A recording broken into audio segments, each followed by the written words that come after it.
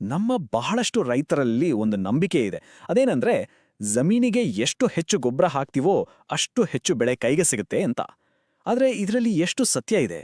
ಈ ಪ್ರಶ್ನೆಗೆ ಹೌದು ಅಂತಾನೂ ಹೇಳೋಕ್ಕಾಗಲ್ಲ, ಇಲ್ಲ ಅಂತಾನೂ ಹೇಳೋಕ್ಕಾಗಲ್ಲ. ಯಾಕಂದ್ರೆ ವಿಷಯ ಅಷ್ಟು ಸಿಂಪಲ್ ಇಲ್ಲ. ಕೇಳೋಕೆ ಶಾಕಿಂಗ್ ಅನ್ಸ್ಬೋದು, ಆದ್ರೆ ನಿಜ. ಕೆಲವು ಸಲ ಜಾಸ್ತಿ ಗೊಬ್ಬರ ಹಾಕಿದ್ರೆ ಇಳುವರಿ ಜಾಸ್ತಿ ಆಗೋ ಬದಲು ಕಮ್ಮಿ ಆಗತ್ತೆ. ಅರೆ, ಇದೇಕ್ ಸಾಧ್ಯ? ಬನ್ನಿ ಇದನ್ನ ಸಿಂಪಲ್ ಆಗಿ ಅರ್ಥ ಮಾಡ್ಕೊಳ್ಳೋಣ. ಹಾಗಿದ್ರೆ ಈ ತಪ್ಪು ತಿಳುವಳಿಕೆ ಶುರುವಾಗಿದ್ದಾದ್ರೂ ಹೇಗೆ? ಇದ್ರ ಹಿಂದಿರೋ ಸೈನ್ಸ್ ಏನೋ? ಬನ್ನಿ ಸ್ವಲ್ಪ ಡೀಪ್ ಆಗಿ ನೋಡೋಣ.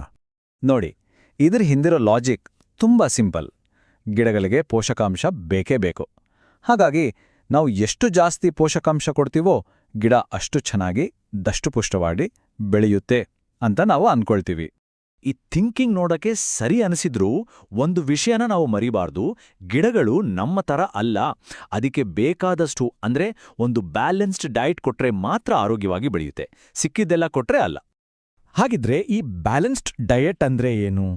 ಗಿಡಕ್ಕೆ ಬೇಕಾಗಿರೋ ಆ ಪ್ರಮುಖ ಅಂಶಗಳಾದ್ರೂ ಯಾವುದು? ಅದನ್ನೇ ಈಗ ನೋಡೋಣ. ಬೇಸಿಕಲಿ ಗಿಡಗಳಿಗೆ ಮೂರೇ ಮುಖ್ಯ ಪೋಷಕಾಂಶಗಳು ಬೇಕು. ಅವೇ NPK. ಎನ್ ಅಂದ್ರೆ ನೈಟ್ರೋಜನ್ ಅಂದ್ರೆ ಸಾರಜನಕ, ಇದು ಎಲೆಗಳು ಚೆನ್ನಾಗಿ ಬೆಳೆಯೋಕೆ ಹೆಲ್ಪ್ ಮಾಡುತ್ತೆ. ಪಿ ಅಂದ್ರೆ ಫಾಸ್ಫರಸ್ ಅಂದ್ರೆ ರಂಜಕ, ಇದು ಬೇರುಗಳನ್ನ ಸ್ಟ್ರಾಂಗ್ ಮಾಡುತ್ತೆ.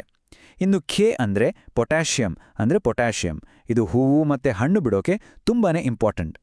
ಸರಿ, ಈ ಪೋಷಕಾಂಶಗಳ ಬ್ಯಾಲೆನ್ಸ್ ಮುಖ್ಯ ಅಂತ ಗೊತ್ತಾಯ್ತು.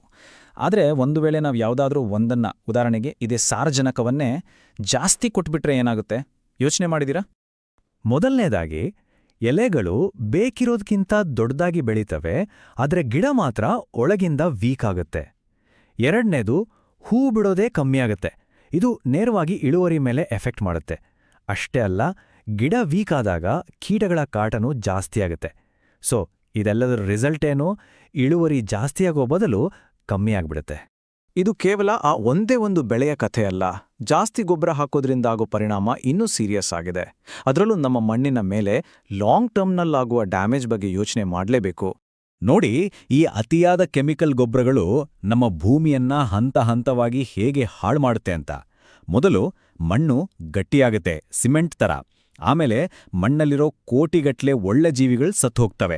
ನಿಧಾನವಾಗಿ ಮಣ್ಣಲ್ಲಿ ಉಪ್ಪಿನಾಂಶ ಜಾಸ್ತಿಯಾಗಿ ಗಿಡದ ಬೇರುಗಳೇ ಸುಟ್ಟು ಹೋಗೋ ಚಾನ್ಸಸ್ ಇರುತ್ತೆ. ಕೊನೆಗೇನಾಗುತ್ತೆ ಅಂದ್ರೆ ಮಣ್ಣು ನೀರನ್ನ ಹಿಡಿದಿಟ್ಕೊಳ್ಳೋ ತನ್ನ ನ್ಯಾಚುರಲ್ ಶಕ್ತಿನೇ ಕಳ್ಕೊಂಡ್ಬಿಡುತ್ತೆ.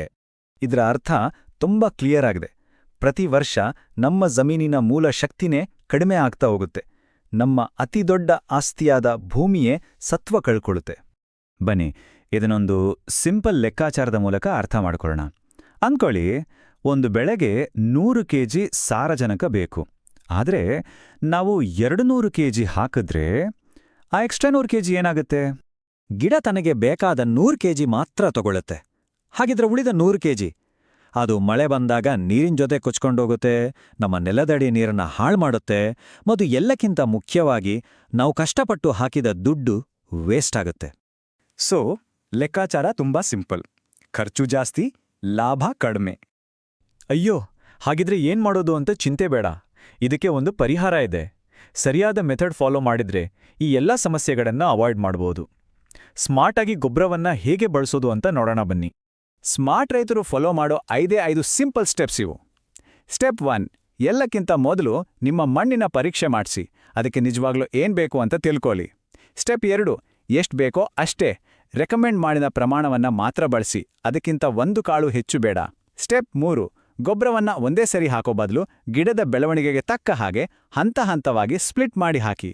ಸ್ಟೆಪ್ 4, ಸಾವಯವ ಮತ್ತು ರಾಸಾಯನಿಕ ಗೊಬ್ಬರಗಳ ನಡುವೆ ಒಂದು ಒಳ್ಳೆ ಬ್ಯಾಲೆನ್ಸ್ ಇಟ್ಕೊಳ್ಳಿ. ಮತ್ತು ಕೊನೆಯ 5ನೇ ಸ್ಟೆಪ್, ಮಣ್ಣಲ್ಲಿ ಜೀವಾಂಶ ಅಂದ್ರೆ ಆರ್ಗ್ಯಾನಿಕ್ ಮ್ಯಾಟರ್ ಹೆಚ್ಚಾಗೋ ಹಾಗೆ ನೋಡ್ಕೊಳ್ಳಿ. ಒಬ್ಬ ಸ್ಮಾರ್ಟ್ ರೈತ ಅಂದ್ರೆ ಜಾಸ್ತಿ ಗೊಬ್ಬರ ಹಾಕೋನಲ್ಲ, ಬದಲಿಗೆ ಸರಿಯಾದ ಪ್ರಮಾಣದಲ್ಲಿ, ಸರಿಯಾದ ಟೈಮ್ನಲ್ಲಿ ಸರಿಯಾದ ಗೊಬ್ಬರವನ್ನ ಬಳಸೋನು. ಹಾಗಾಗಿ ಆ ಹಳೆ ಮಾತನ್ನ ಇವತ್ತೇ ಮರ್ತು ಬಿಡೋಣ. ಈ ಹೊಸ ಮಂತ್ರವನ್ನ ನೆನ್ಪಲ್ಲಿಟ್ಕೊಳ್ಳೋಣ. ಸರಿಯಾದ ಪ್ರಮಾಣವೇ ಉತ್ತಮ ಉತ್ಪಾದನೆ. ಈ ಮಾಹಿತಿ ನಿಜವಾಗ್ಲೂ ಯೂಸ್ಫುಲ್ ಅಂತ ನಿಮಗನಿಸಿದ್ರೆ ಖಂಡಿತ ಇದನ್ನ ನಿಮ್ಮ ಬೇರೆ ರೈತ ಸ್ನೇಹಿತರ ಜೊತೆ ಶೇರ್ ಮಾಡ್ಕೊಳ್ಳಿ. ಯಾಕಂದ್ರೆ ಜ್ಞಾನ ಹಂಚಿದಷ್ಟು ಹೆಚ್ಚಾಗುತ್ತೆ ಅಲ್ವಾ?